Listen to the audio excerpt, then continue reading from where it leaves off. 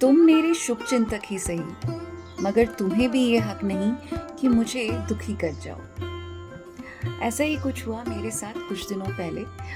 एक आंटी जी मिली मुझे जो कि ऑलमोस्ट 9 सालों के बाद मुझसे मिल रही थी, और देखते ही साथ उन्होंने उपत के मुझसे ये सवाल किया, प्रियंका, तुम तो फिर से मोटी हो गई। अब उनका स्तर जो है वो शायद इतना नीचा था कि जब तक वो दूसरों को अपने स्तर तक ना ला दें, तब तक उन्हें शायद संतुष्टि नहीं मिलती होगी।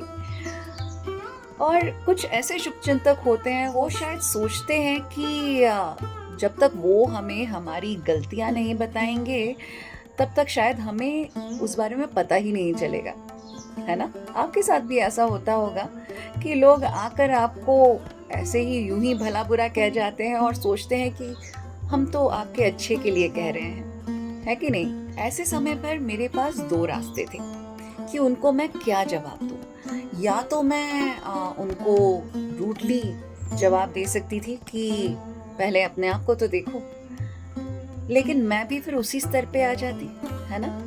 तो मैंने उनको एक ऐसा जवाब दिया जिससे शायद उनकी भी गरिमा बनी रहे और मुझे भी आगे जाके बुरा ना लगे। मैंने किसी बड़े के साथ एक अभद्र व्यवहार किया, क्योंकि मैं उनको तो चेंज नहीं कर सकती ना। मेरे खुद के एक्शंस जो हैं वो ही सिर्फ मेरे कंट्रोल में हैं। तो मैंने उन्हें जवाब दिया, आंटी, मैं तो चांद की तरह हूँ ना, घटती बढ़ती रहती हूँ।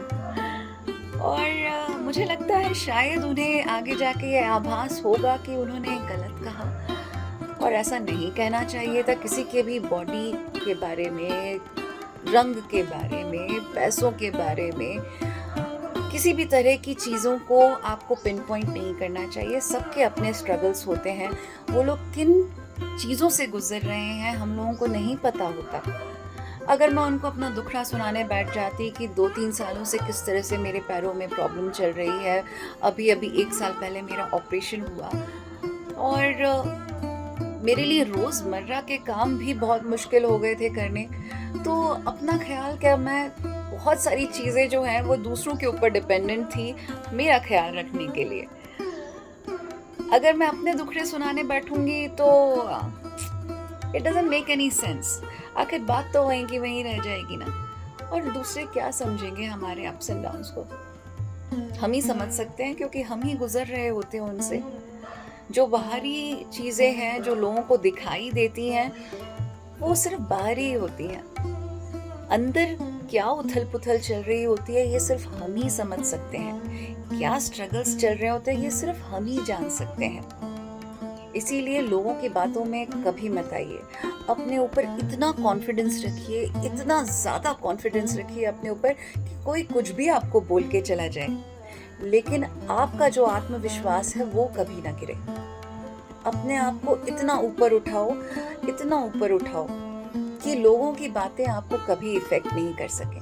मैं अपने आप से ना हमेशा ये बात कहती हूँ कि मुझे घमंड है। मुझे घमंड है कि मैं एक अच्छी माँ हूँ।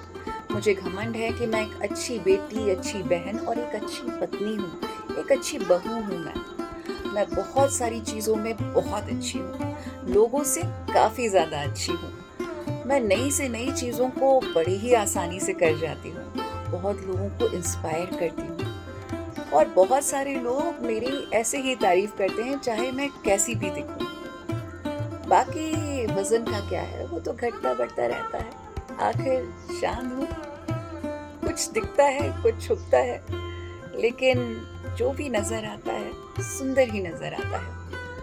बस अपने ऊपर घमंड रखो और दूसरों पे रहने दो, छोड़ो भाई।